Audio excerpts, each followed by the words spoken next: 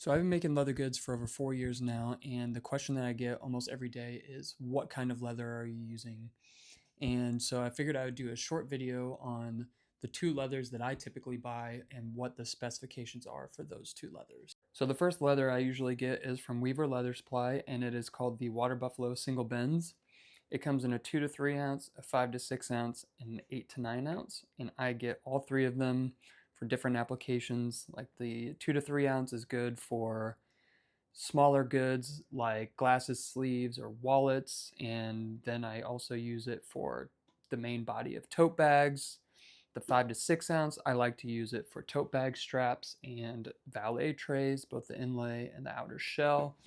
And the 8 to 9 ounce, I really only use for belts. Sometimes in a pinch, I'll use it for the tote bag straps, but I primarily use it as a belt leather. The second type, and my personal favorite, is called Waxy from Battalassi Carlo, which is a tannery in Tuscany, Italy.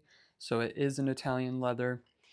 It is a full grain vegetable tan cowhide with a medium temper, which makes it perfect for wallets, long wallets, Apple Watch straps, tote bags, basically anything and everything, which is why I like it so much. Um, it comes in a standard thickness of 4.5 ounces, but both my suppliers for this leather, Rocky Mountain Leather Supply and Belts Production, both offer custom splitting for free.